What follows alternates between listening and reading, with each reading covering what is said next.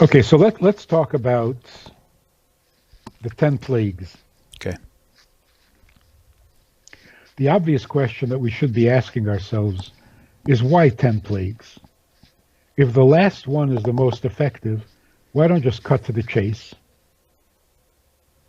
Right. Tell Pharaoh, tell Pharaoh all the firstborn are going to die, and he was a firstborn, and bingo.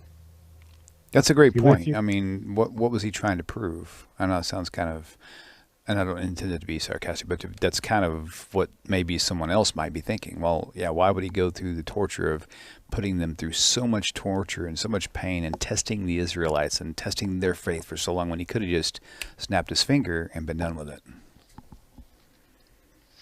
Yeah, it sounds cruel. And especially when children read it and they're so excited, oh wow, yeah, the snake, the frogs, and then the animals, and they just really get excited about this stuff, and it's not the right feel. Hmm. So, if the objective was simply to get the Jews out of Egypt, did we really need any plagues at all? Right. Right. Why not just have them leave and have the Egyptians follow them into the sea and just end it? The plagues were not to get the Jews out of Egypt. The plagues were to get through to Egypt, to the Egyptians, Right. Gotcha. because it was for their benefit as well that they had to be introduced to God Hmm. to replace all of their idolatry and little gods. So it was a learning experience for the Egyptians, not just a punishment. Hmm. And it took 10 steps because of all the 10 faculties of the soul in the Egyptians, all 10 of them were corrupt. Was it that they had 10 other forms of idols? Is that kind of Maybe, maybe? Okay. could be that for each of their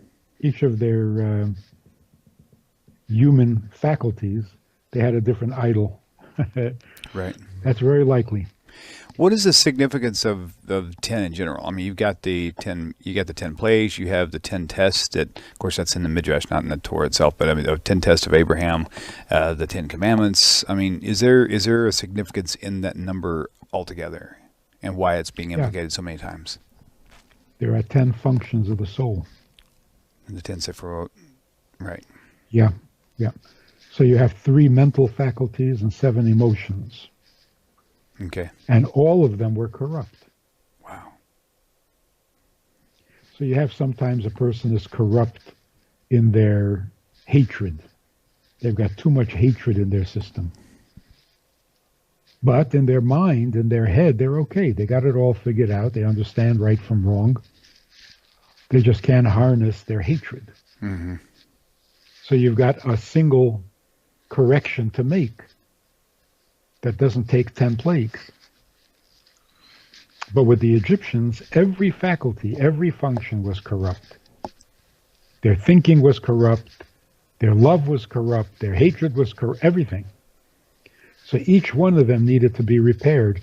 So there was a plague for each of the 10 faculties.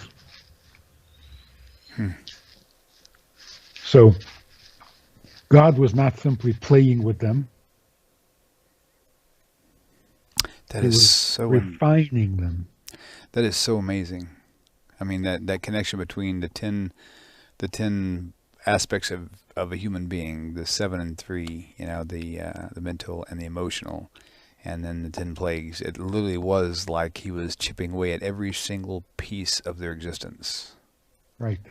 Mm. And in the end, it worked because Pharaoh said, when he told the Jews to leave, he said, God is righteous and I am been wrong. Hmm. So it did work. Then there's another important thing. God keeps saying to Moses, I will harden his heart and he will not send the Jews out of the land. Well, if God hardens the heart, Why do we blame Pharaoh? Right. And also, it's an important principle in the Torah that God never interferes with your freedom of choice. Mm-hmm. Right.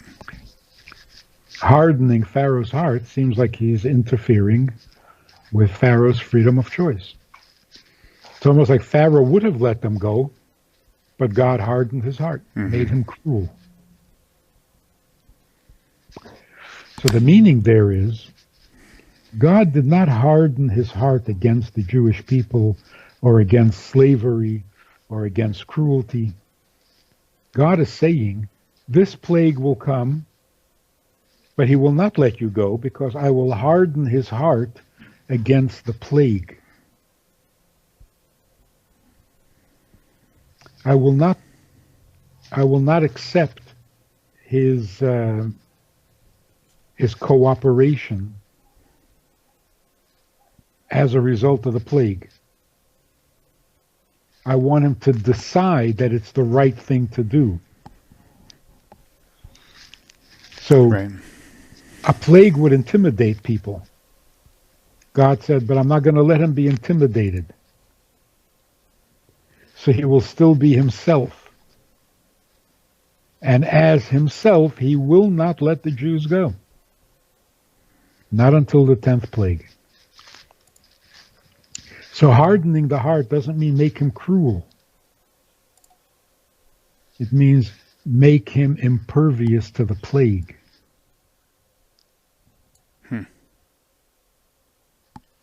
So it's not the plagues that made Pharaoh let the Jews go. It was a change of heart, a change of belief, a change of perspective. When he realized God really wants the Jewish people, and it's not the Jewish people looking for a religion, then he said, well, if God is waiting for you, you got to go. Right. You don't keep God waiting. So I wonder why he, even after he let them go, why did he rebel once again and chase the Israelites? From God's perspective or from his? From his, maybe because he was angry, just looking for revenge now because of his son being killed too. Well, they told him, that was the storyline. They told him that they're going into the desert for 3 days. Right. When after 3 days they showed no signs of returning, Pharaoh changed his mind, thinking if they were lying about that, they must have been lying about the whole thing. Ah. So they're not following God's command. They're just doing what they want to do. Right. Yeah, interesting, yeah. Huh.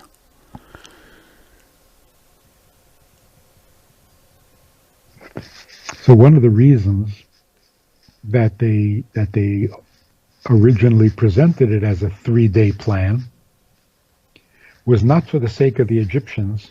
It was more for the sake of the Jewish people. They were not sure they wanted to leave permanently. So Moses made it easier for them and said, no, we'll just go for 3 days. If you don't like it, you'll come back. Right. Because the Jew was still so addicted to the Egyptian thinking and Egyptian lifestyle that they weren't ready to give it up permanently. Right. And that's why whenever a problem developed, they said, let's go back. So the entire story is not simply a victory of good guys over the bad guys. That's an old tale, and it's overused and become pretty banal. Mm-hmm. The real story is how the bad guys become good guys. Right. I think that for the rest of history, Egyptians no longer worship the Nile. So there's positive steps in the right direction then. That's what you're saying. Yeah. Got it. Yeah. Permanent. Right. Not just temporary. Mm-hmm. So there was a significant improvement